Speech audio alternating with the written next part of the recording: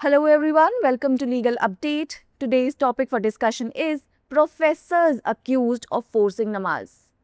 Why in news? Recently, the Chhattisgarh High Court in Dilip Jha versus State of Chhattisgarh and others refused to quash an FIR against 7 assistant professors accused of compelling Hindu students to offer namaz at an SSS camp organized by the university. Background of the case: the petitioners were assistant professors at Guru Ghasidas University, Bilaspur, and were deputed to supervise an NSS camp held between March 26 to April 1, 2025. 3 Hindu students attending the camp filed a complaint accusing the professors forcing them to offer namaz despite being from the Hindu religion. The FIR was registered under various sections of the Indian Penal Code and the Chhattisgarh Freedom of Religion Act 1968.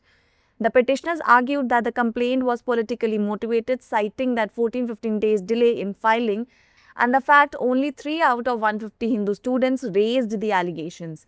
They also claimed that only 4 Muslim students participated in the namaz and they never forced any Hindu student to offer namaz. What were the court observations? A division bench of Chief Justice Ramesh Sinha and Justice Rakesh Mohan Pandey emphasized that FIRs should not be quashed unless the allegations are utterly without merit.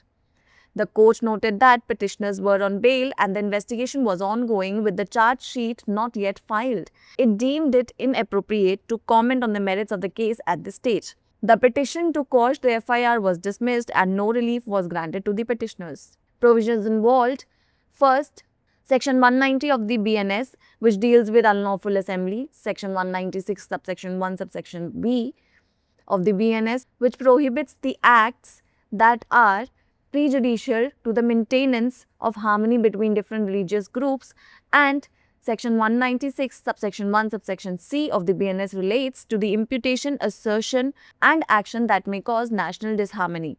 Section 299 of the BNS, which deals with deliberate acts intended to outrage religious feelings. Section 302 of BNS, which concerns uttering words with the intent to wound religious feelings. Case law involved: in Niharika Infrastructure Private Limited versus State of Maharashtra and others 2021, the Supreme Court held that FIRs should not be quashed unless the allegations are completely baseless or if they do not prima facie constitute a legal offense. The court emphasized that FIRs are a crucial part of criminal justice process and quashing them prematurely can hinder the investigation. It's the time for practice question. The Chhattisgarh Freedom of Religion Act 1968 prohibits which of the following? Option A, forced conversions; option B, religious sermons; option C, community-based teachings; option D, all of the above. Send us your answers in the comment section below. स्वागत है आपका legal update programme में। आज का हमारा विषय है प्रोफेसरों पर नमाज पढ़ने के लिए मजबूर करने का आरोप। आइए सबसे पहले जानते हैं ये चर्चा में क्यों है।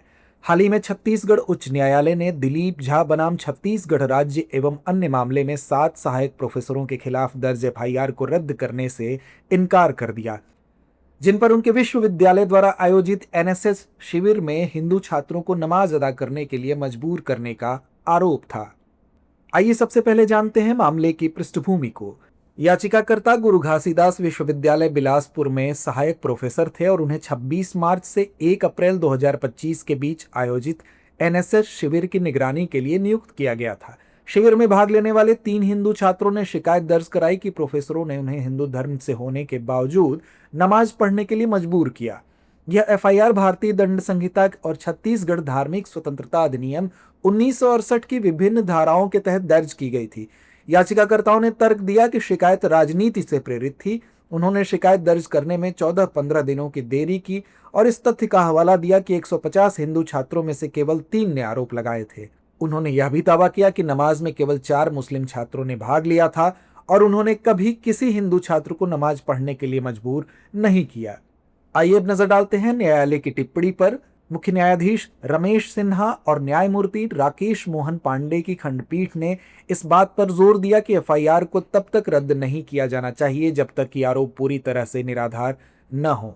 न्यायालय ने कहा कि याचिकाकर्ता जमानत पर हैं और जांच जारी है तथा आरोप पत्र अभी तक दाखिल नहीं किया गया है। न्यायालय ने इस समय मामले के गुणदोष पर टिप्पणी करना अनुचित समझा। एफआईआर रद्द करने की याचिका खारिज कर दी गई और याचिकाकर्ताओं को कोई राहत नहीं दी गई। आइए अब नजर डालते हैं शामिल प्रावधानों पर। भारतीय न्याय संहिता यानी बीएनएस की धारा 190 गैर कानूनी जमावड़े से संबंधित है। बीएनएस की धारा 196 एक बी विभिन्न धार्मिक समूहों के बीच सद्भाव बनाए रखने के लिए हानिकारक कृत्यों पर रोक लगाती है और बीएनएस की धारा 1 सी उन आरोपों, दावों और कार्यों से संबंधित है जो राष्ट्रीय वैमनस्य का कारण बन सकते हैं। बीएनएस की धारा 299 धार्मिक भावनाओं को ठेस पहुंचाने के इरादे से जानबूझकर किए गए कार्यों से संबंधित है। वहीं बीएनएस की धारा 302 धार्मिक भावनाओं को ठेस पहुंचाने के इरादे से शब्दों का उच्चारण करने से संबंधित है। आइए अब नजर डालते हैं संबंधित केस पर। निहारिका इंफ्रास्ट्रक्चर प्राइवेट लिमिटेड बनाम महाराष्ट्र राज्य और अन्य 2021 में सुप्रीम कोर्ट ने माना कि एफआईआर को तब तक रद्द नहीं किया जाना चाहिए जब तक कि आरोप पूरी तरह से निराधार न हो या यदि वे प्रथम दृष्टया कानूनी अपराध न हो। न्यायालय ने इस बात पर जोर दिया कि एफआईआर आपराधिक न्याय प्रक्रिया का एक महत्वपूर्ण हिस्सा है और उन्हें समय से पहले रद्द करने से जांच में बाधा आ सकती है। तो आइए अंत में नोट करते हैं आज का अभ्यास प्रश्न। छत्तीसगढ़ धार्मिक स्वतंत्रता अधिनियम 1968 निम्नलिखित में से किस पर प्रतिबंध लगाता है? विकल्प ए जबरन धर्मांतरण, विकल्प बी धार्मिक उपदेश, विकल्प सी समुदाय आधारित शिक्षाएं या विकल्प डी उपरोक्त सभी। तो इस प्रश्न का जवाब कमेंट बॉक्स में देना ना भूलें। धन्यवाद।